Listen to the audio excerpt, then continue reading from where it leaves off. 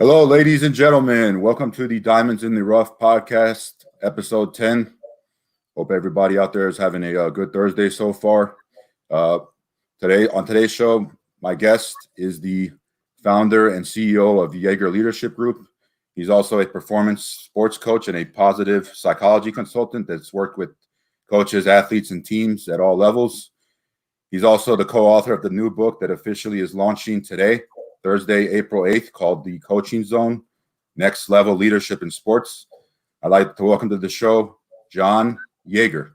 Welcome, John. How are you doing today? I'm great, Robert. Thanks for having me on. I really appreciate it.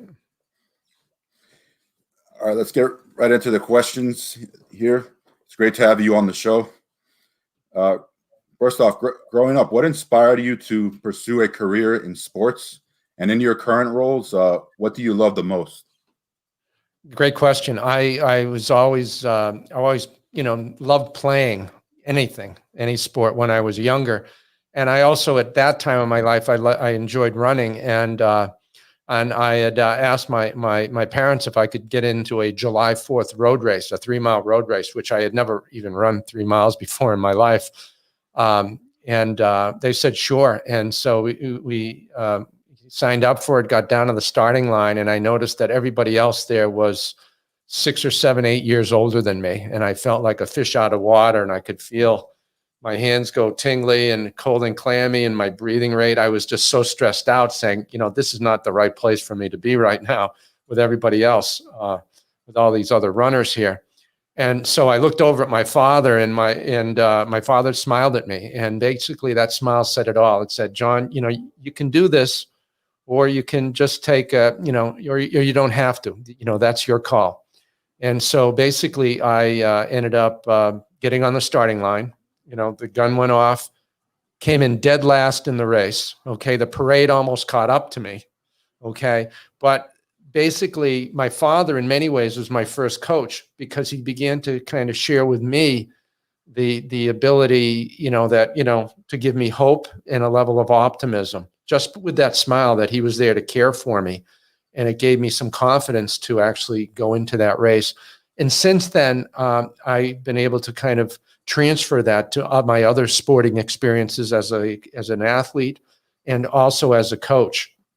The other experience story that I had that really came to light to me, that really helped me to develop my purpose and why in sports, happened when I was in college. And this is in the mid 70s. I was at Boston State College, which is a small Division III school in the Boston area. And basically I went out and we were playing Bowdoin College, which is a school for Maine. And then basically, when we were playing against them, I was, hoping to have a really good game, and I played absolutely awful. I was a goalie. So some people will call goalies courageous. Some people will call them stupid. Well, basically, I just did not play well, which the coach could have taken me out, but I had to stay in there. But fortunately, a couple of days later, there was a level of redemption, because we were playing Middlebury College that Thursday. And so we got to the game. And so picture me with brown hair down to my neck, parted in the middle, headband, and a peace sign. We're a bunch of hippies. One of the guys on our team, Ronnie and Jemmy, shaved half his beard off before the game to pump us up. So we were an interesting crew there, and so basically we got out there and against Middlebury College. Their coach was looked like he was ex-military, had a high and tight haircut, and they were very disciplined. We weren't, and we got out there, and the first 2 shots of the game go in on me. And so suddenly in my back of my head, this drunken monkey saying, John, you're an imposter. You're no good. And so that's that fear of failure that athletes can tend to have. But fortunately, I made the next save, passed and cleared the ball out. We scored. And then we scored a second goal, and we scored the next 4 goals after that. We win the game 6-2. I make 30 more saves. The ball is like a beach ball. I'm in the proverbial zone. But that's really not the total reason I tell you the story, because of what happened in the second period. the coach of the other team, Rod Pfeiffer, called for timeout. And as he yelled for the timeout there, our players dutifully ran to our bench, to our coach, and their players went to their bench. And if you remember Ronnie with half a beard, he went to the Middlebury bench. So there's definitely something wrong with Middlebury. He went through the Middlebury players who didn't know what was happening, and Ronnie jumped on the coach's back, okay, from the other team. And we're going, Ronnie, what are you doing? This is crazy. Got off the coach's back, took off his helmet, still had half a beard. They looked up at each other and they smiled as if they knew each other. And they both began to cry and embraced each other. And I'm saying, well, what's going on right here? Well, the backstory, when Pfeiffer called the timeout and Ronnie heard the voice of Pfeiffer calling the timeout, that inflection brought him back to 6 years before this in Vietnam, because Pfeiffer was actually Ronnie's platoon commander in Vietnam. And they hadn't seen each other, since they had got back from their deployment. And that was the longest and greatest time out of my life.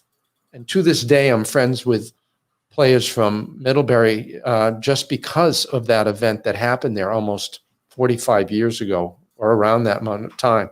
And I think, Robert, what happened out of that is I understood the importance of collaboration with other teams, just like, UCLA and Gonzaga men's in the semifinal game, or the Arizona versus Stanford in the women's NCAA championship basketball game. That's the capacity to collaborate with your components really important. And those two stories have really driven me to the work that I do today, of really working with athletes and with coaches to get them to really understand the why of what they do. What's the motivation for you to play? What's the motivation for you to coach? Because if you have that why a little bit closer in there, you have the greater opportunity to actually make things happen, and to have joy and satisfaction. In many ways, it's looking at, why does the coach do what he or she does, and the athlete the same thing? What does a coach, want for their athletes? What do they want from their athletes? Those are important questions, I think, that need to be answered. And when those are answered, it really frees up the coach to be the best that he or she can be with their athletes. Yeah, I definitely agree with what you're saying. Sometimes when you're in a game, you kind of have to get kicked in the ass or beat down, or you have to have the motivation to want to play every moment of that game, because you go back to the national championship game, with Gonzaga and Baylor. Baylor got off to such a hot start, and they were dominating the whole game. And I'm just saying to myself, I'm waiting. Is Gonzaga going to come back? Are they going to do something?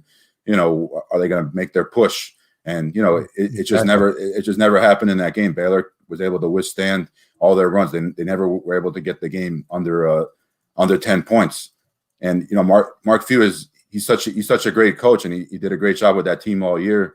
And they just ran out of gas at the end of that game. And obviously, the UCLA game, I think, just took a lot out of them, because I expected them to blow out UCLA. I didn't expect that to be a close game where it come down to half court, buzzer beater shot like that. But they just looking at that game, they just looked, totally gassed. It was hard to get those guys motivated. And like you said, as a coach, like when your team is down, you kind of have to push those guys and find different ways to get these guys motivated to play, because some days these guys are going to the gym or on the field or on the court, and they're not going to have it. And you have to give them that push. And, that's where coaching plays a big factor in motivating the players. You have to find different ways to motivate your players to play. It's that why factor. Me growing up as a kid, I played a little bit of Little League baseball and basketball, and, I had a great time playing, but, it was just hard to always have that why to play and to be able to practice. And you have to just be so consistent and so passionate, in what you do, no matter what. But going back to what you said, coaching definitely plays a big factor in motivating these players and what they do. Now, going back to that story you told about the beard, I think going back to that Gonzaga Baylor game, True Timmy might have to shave off the Fu Man's shoe after that game. Right, they didn't look too well in that game. I think if Drew Timmy's probably going to go to the NBA, but the Fu Manchu has to go. I think maybe the Fu Manchu was bad luck, going into the national championship game against Baylor. Maybe he should have shaved it off, get a different look for that national championship game. But sure. Going back, Drew Timme, he looked like a hippie too, because like he had the headband and the Fu Manchu. Exactly. Classic, 1980s, like Kirk Rambis. The only thing missing, was the short shorts, and that's it. But definitely old school. But Drew Timme had a great tournament. Jalen Suggs. I know Gonzaga came up short, but this is a team that's going to be around for a long time. I'm sure they'll be back in the tournament in the Final Four. Maybe they'll learn from this, come back and win the title next year. I'm sure Baylor, will be good again. That's what I love about college basketball. College basketball has the parity. It's very rare that you see a team win back-to-back titles. I think the last time a team did it was, Florida Gators. So that's what I definitely love about college basketball and the tournament. Anything can happen. But, moving on to my next question, I wanted to ask you, who are some of the coaches, athletes, and teams that you've worked with, and what was it like being around them? I think, for me, one of I ran cross country in high school for several years. And then I finally realized that running wasn't my thing. And I ended up playing soccer.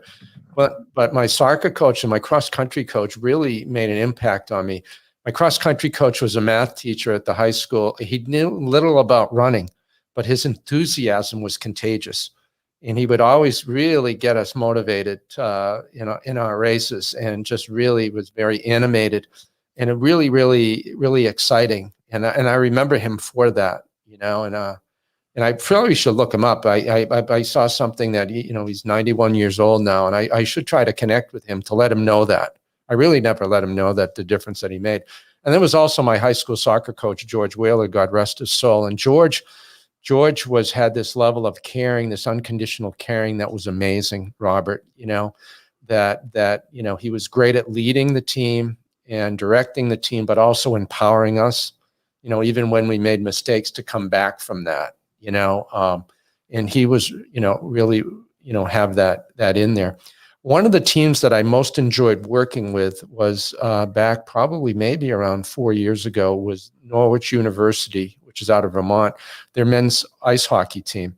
And one of their captains, he was a junior captain, Austin Sorowick. Austin had contacted me, and because I knew him back at the Culver Academies where I had worked, and I had coached him in lacrosse, where he played both hockey and lacrosse.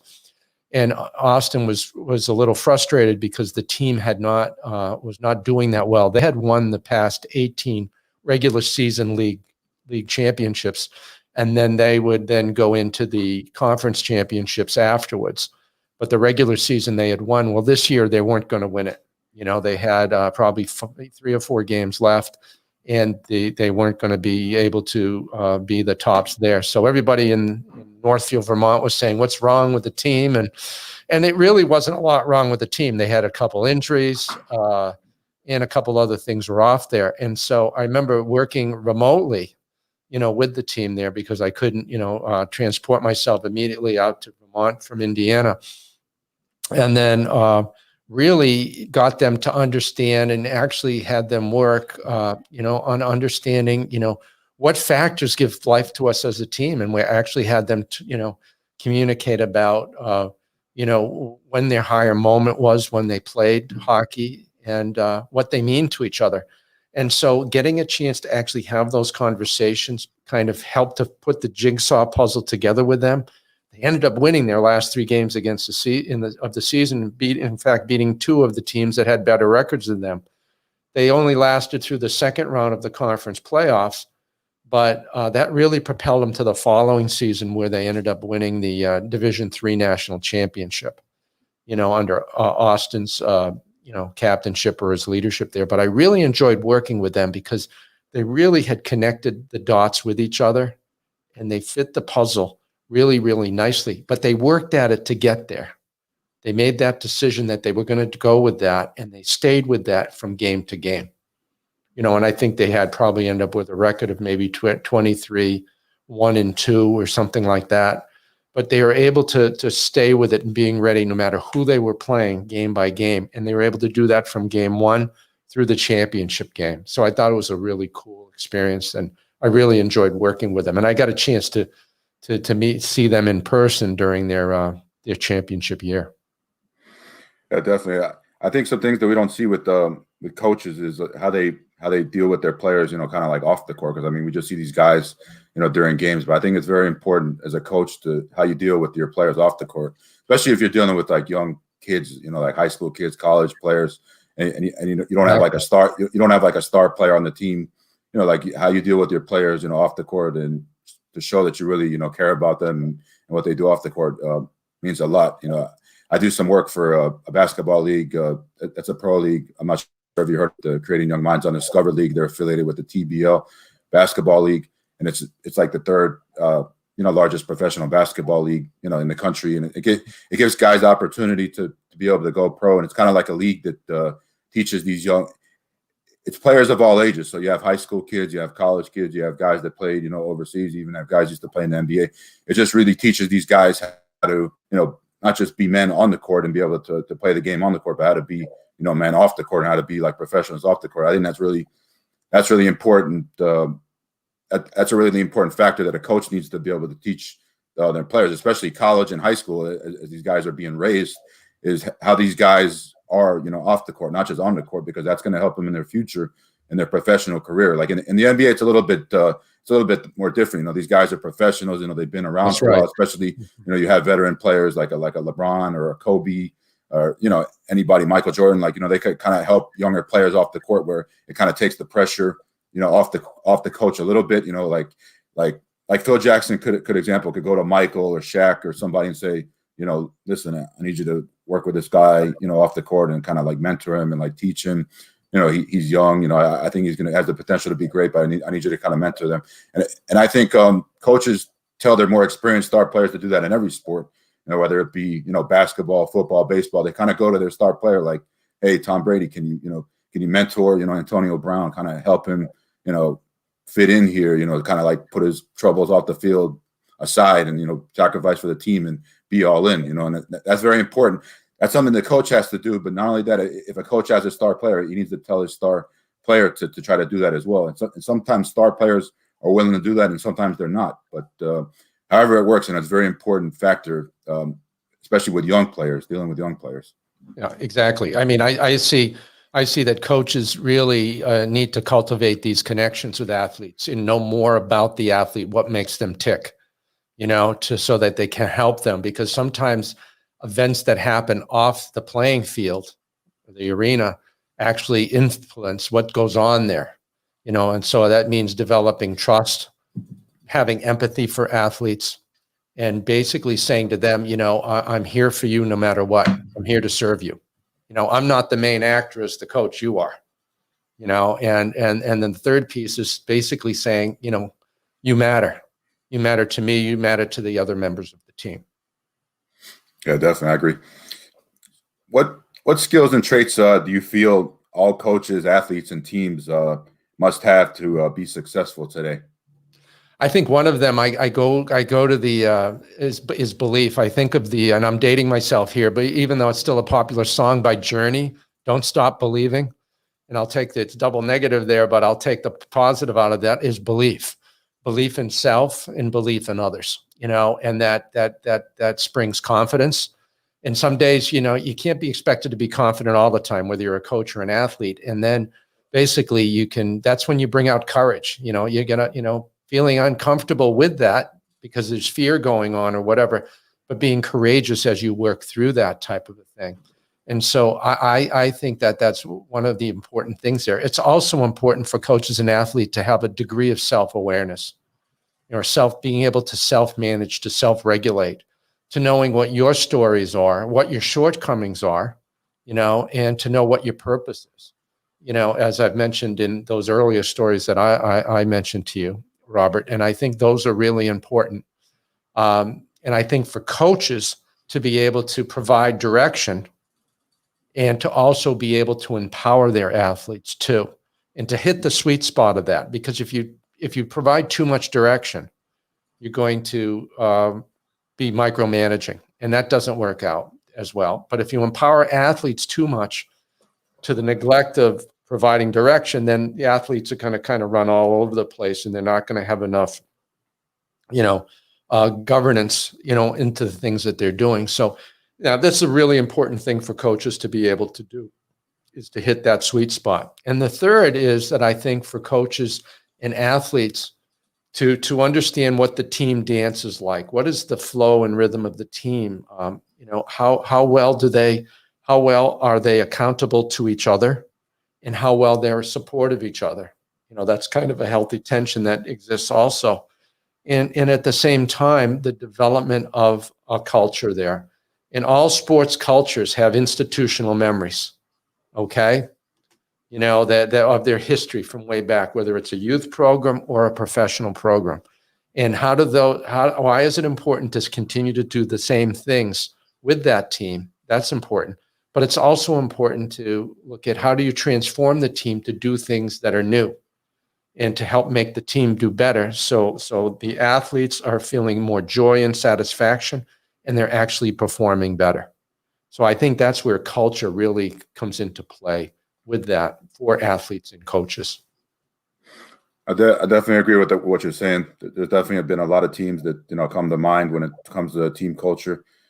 One team that comes to mind is a team that I'm a big fan of, the Miami Heat. I think the team culture in Miami instilled there with the way they play defense or the way they execute, and even though the Heat have had some star players in the past, LeBron James, Dwayne Wade, Chris Bosh, Shaq, there's a culture there. There's a culture. Like when you come to Miami, you know what's expected of you. You have to be in good shape. Right, you have to play good defense.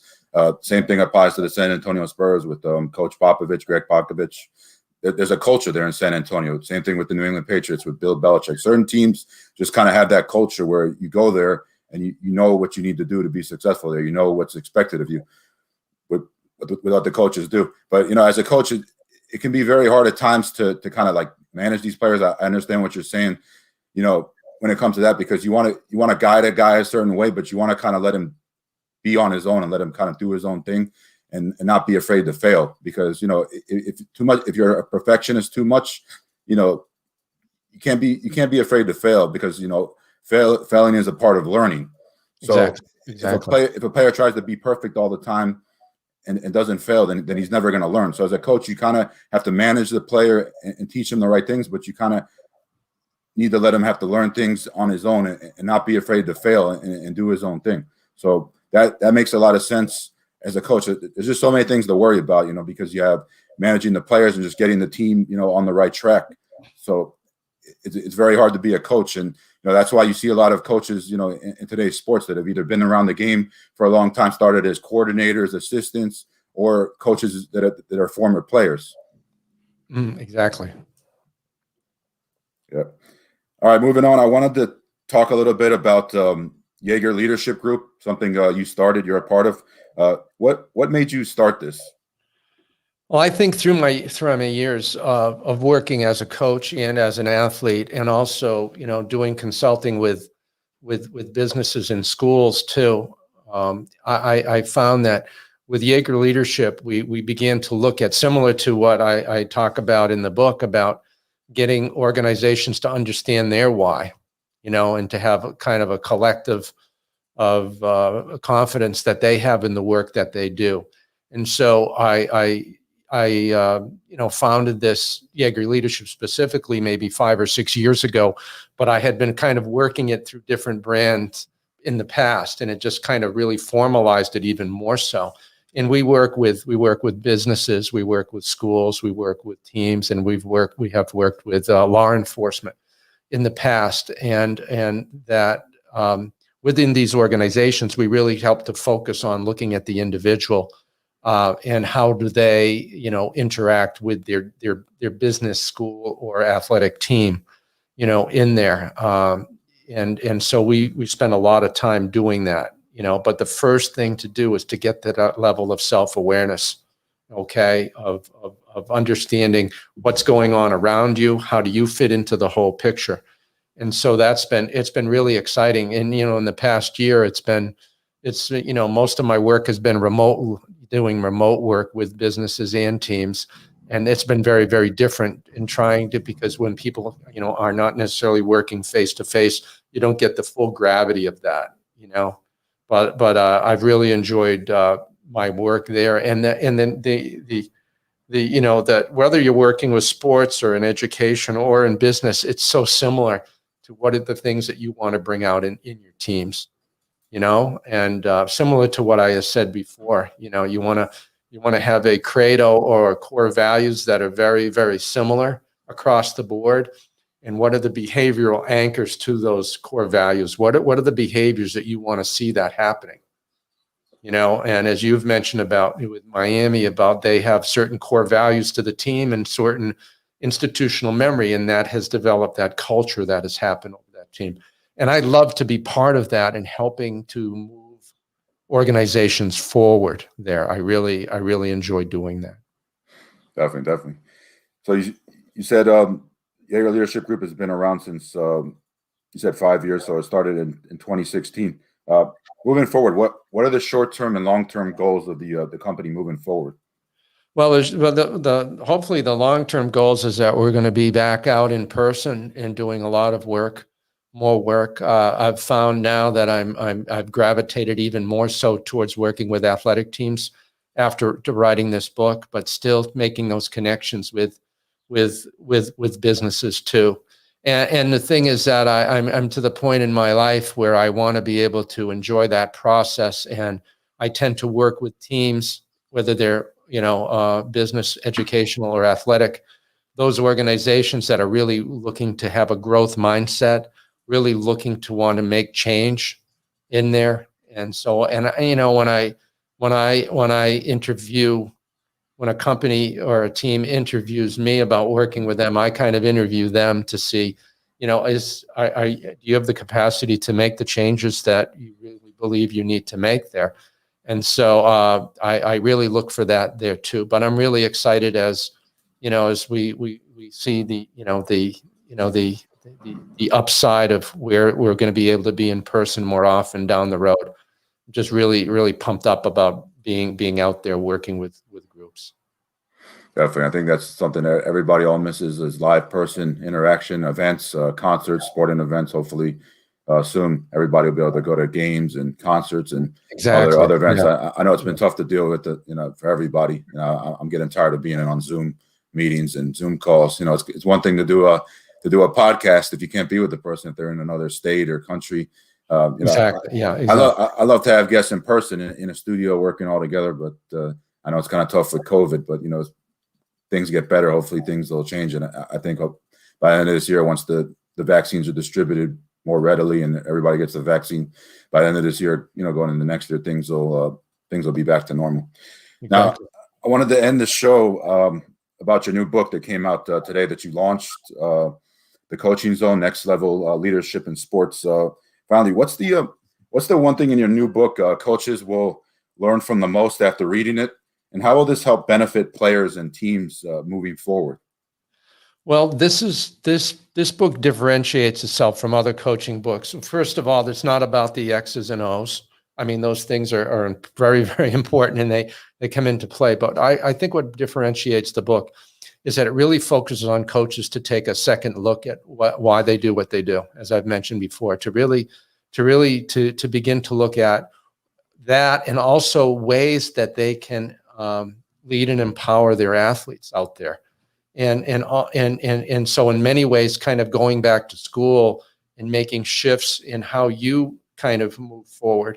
And so I look at the book as being in three different shifts. One is that coaching self-management. And then coaches, once they get that down, they're better able to shift to working with individual athletes, and by knowing those athletes really, really well. And then the third shift is working with the team, orchestrating that team dance that you see out there. As what I'd said before, understanding culture, understanding accountability and support in the cradle of the team. And then how coaches can seamlessly shift back and forth between athlete and team, but also themselves. So really paying attention to that, so that they're using and understanding their own passion for the sport, but also their own purpose that they have in coaching. So I've seen that's been really something that's really that kind of a labor of love that John Cooner and I did, interviewing over 50 coaches and sports psych people to get them to share their thoughts about, these non-negotiables that are really important for coaching. In many ways, letting coaches to celebrate that they really make a difference, a huge difference, and that the athletes are listening to what the coaches are saying out there. I think that's important. Really excited about the launch of the book here. Here's a copy of it right here. You can get it on Amazon. And today, for the launch day, you can get the Kindle copy for $1.99. And anybody who orders the book at any time also gets a link so that they can go to get a PDF, which is kind of a bonus gift, which takes the 47 different exercises for coaches that are in the book, so they can actually print those out and use them with their teams and with themselves. So we added that to give the coach the greatest opportunity to make the difference that they can in the life that they lead in coaching and outside of coaching there. So I'm really excited to be on to chat about this today. Yeah, definitely. John, it's been a pleasure having you on the show. I wish you the best success with your new book that comes out. All you coaches that are out there watching the show, go get a copy of John's new book to help you with your players and teams moving forward. John, I wanted to ask you, where can people find you online? I know you have your website, JagerLeadership.com. Where else can people find you online on a social media platform that they want to connect with you or reach out to you? Well, you can connect with me on Facebook at John M. Yeager, and then or John Yeager on LinkedIn. The book has a website itself, which is www.thecoachingzonebook.com, thecoachingzonebook.com. And I also can be reached by email at john@YeagerLeadership, which is one word. The name is Yeager, john@YeagerLeadership.com. And I look forward to chatting to anybody who'd like to get in touch with me and to support your coaching journey out there. Definitely.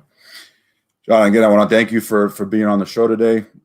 This is the Diamonds in the Rough podcast, episode 10. I'm your host, Robert Strite, also go by Big Shot Rob. Stay tuned for my next episode, episode 11.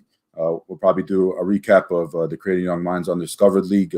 We've kind of been behind covering some of the games.